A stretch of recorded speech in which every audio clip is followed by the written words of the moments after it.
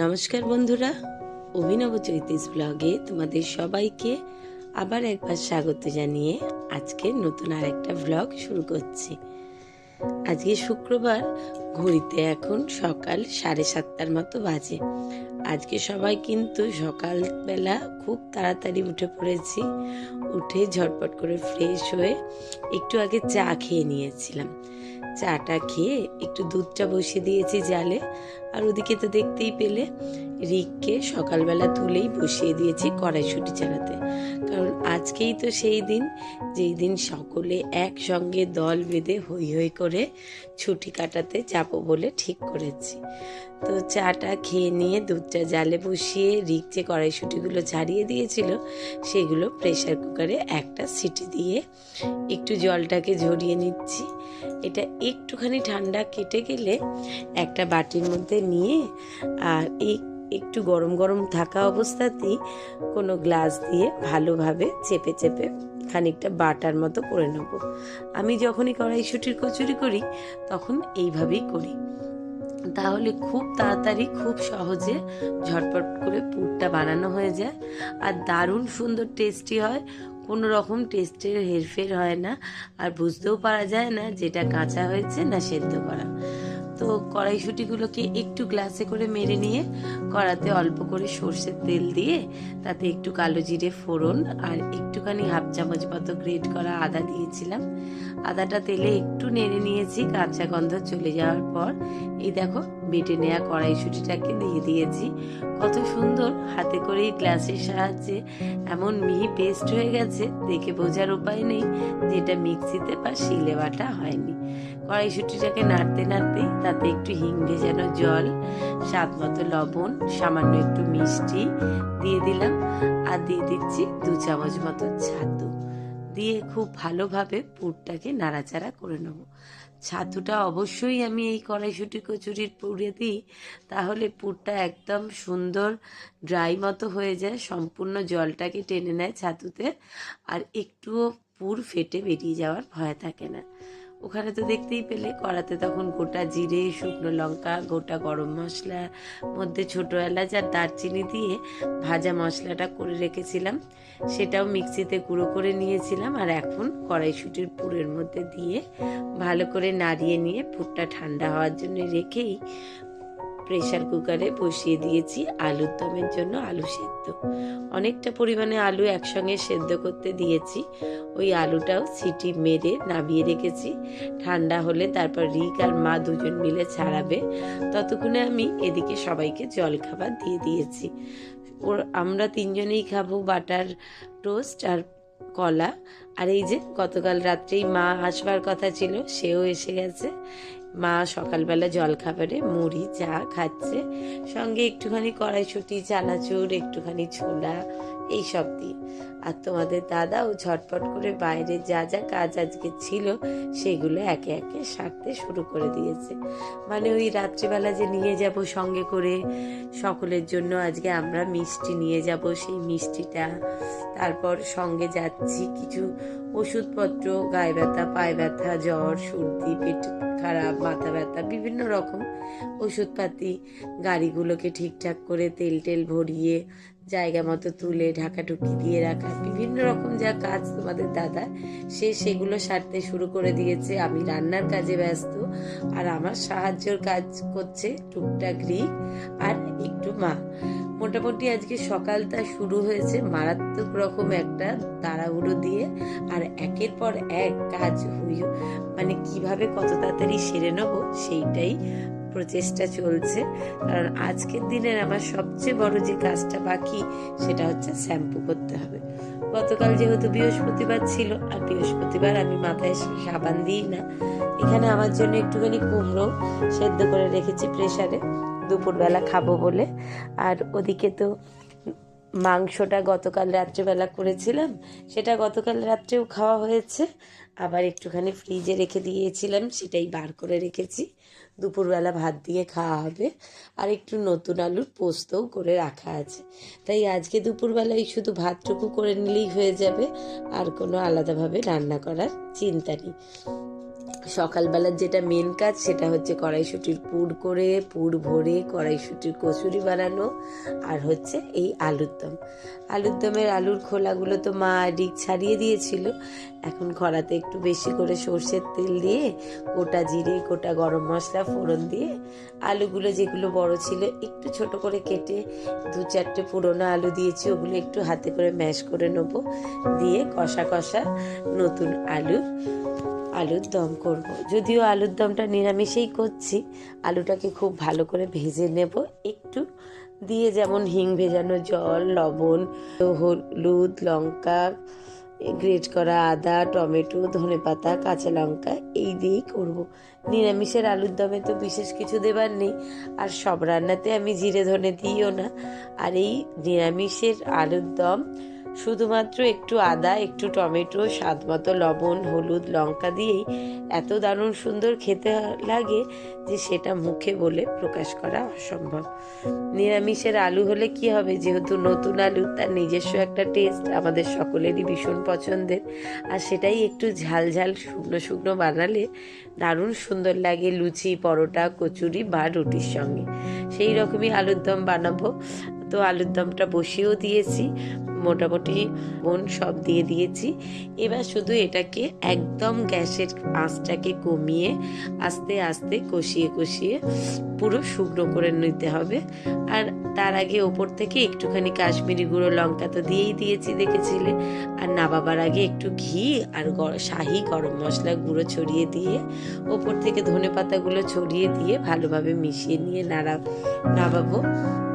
তার আগে 2-4টে কাঁচা লঙ্কা ভেঙে ফাটিয়ে ওর সঙ্গে দিয়ে দিয়েছি। গরম অবস্থাতেই তাহলে দারুণ সুন্দর একটা সেন্ট বেরোবে কাঁচা লঙ্কার। ওদিকে আলুর দম নাবিয়ে ঠান্ডা হতে দিয়ে ময়দাটা মেখে রেখেছিলাম।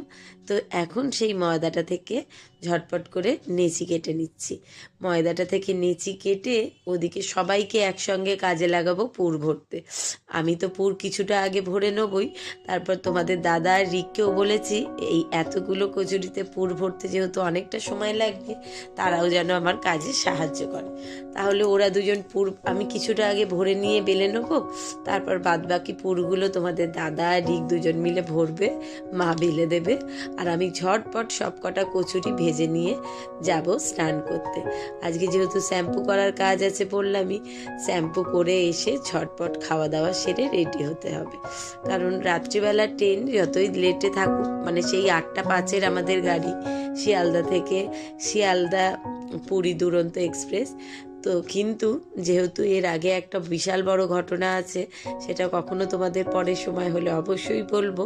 ঠিক এই গাড়িতেই একবার পুরী যাওয়ার কথা হয়েছিল, আর সেই ট্রেনটা ধর্মতলায় একটা মিছিলের কারণে আমরা যদিও বাড়ি থেকে ঠিকঠাক টাইমেই বেরিয়েছিলাম একদম 5:10, কিন্তু শিয়ালদায় পৌঁছাতে 8:04 হয়ে গেছিলো, আর 8:05 ট্রেনটা মিস করে ফেলেছিলাম। সেইবার ভীষণ রকম নাকাল হয়েছিলাম।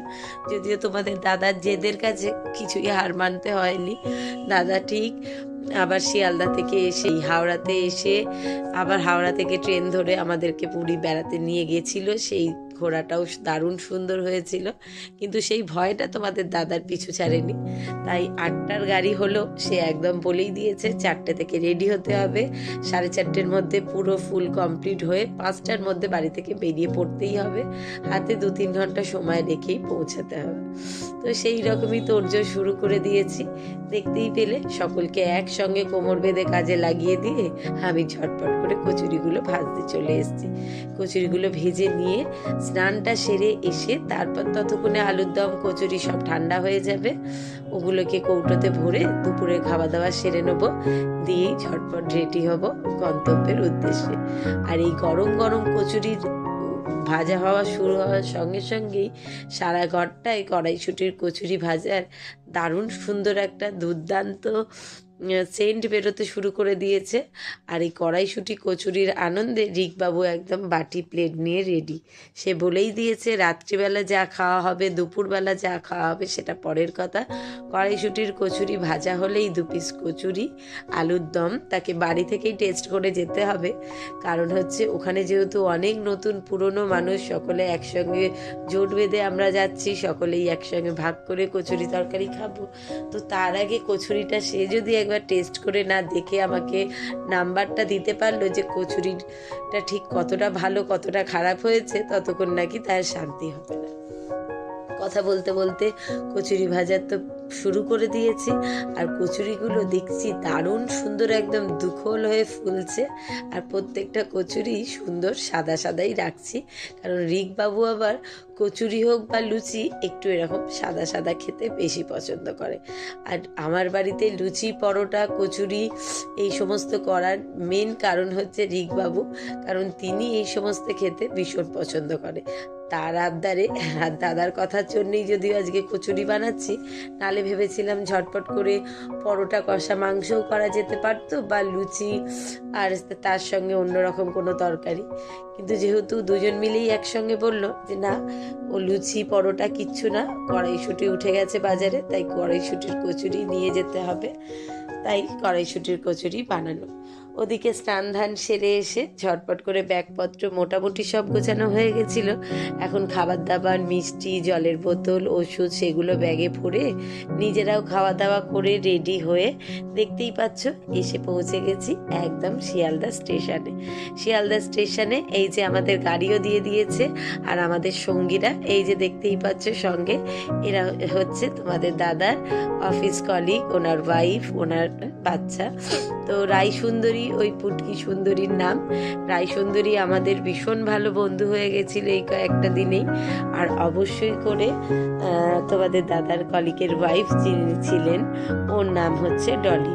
প্রথম দেখাতেই একে অপরের সঙ্গে অচেনা অজানা থাকলেও বা কেউ আমাদেরকে আলাদাভাবে পরিচয় না করিয়ে দিলেও দুজনেই দুজনের সঙ্গে দারুণ রকম সুন্দর এক বন্ধুত্ব হয়ে গেছে। আর দারুণ সুন্দর করে মানে প্রথম মুহূর্ত থেকে দেখা হওয়ার পর থেকেই একসঙ্গে ট্রিপটা দারুণ সুন্দর মজা করে কাটিয়েছি। শিয়ালদা স্টেশনে আমাদের ট্রেনও যেমন দিয়ে দিয়েছে, আমাদের সঙ্গে যে বড় একটা টিম রয়েছে তারা প্রত্যেকেই এসে হাজির হয়ে গেছে।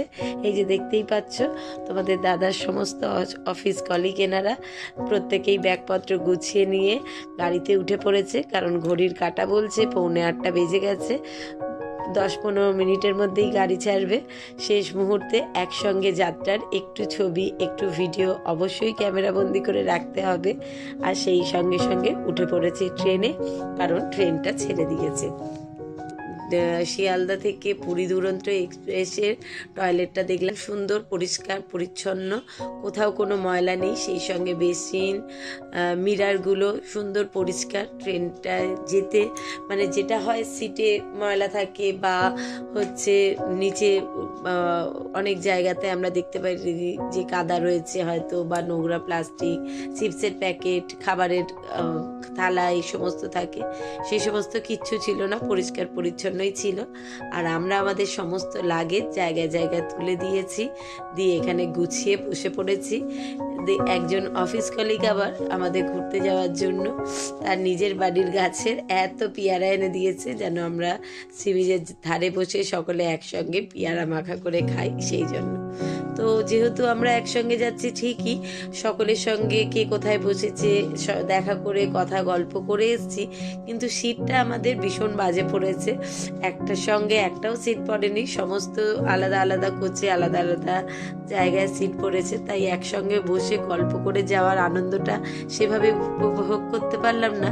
যেহেতু ট্রেনে সকলেই তাড়াতাড়ি করে খাওয়া দাওয়া রাত্রে সেরে শুতে চায়, তাই আমরাও রাত্রিবেলার খাওয়া দাওয়াটা ঝটপট আগে সেরে নিয়ে তারপর যাব কোনো একটা কোচে সকলে মিলে বসে গল্প করার জন্য। তো চলো আজকের ভিডিওটা তাহলে এখানেই শেষ করছি। সবাইকে শুভরাত্রি জানিয়ে টাটা।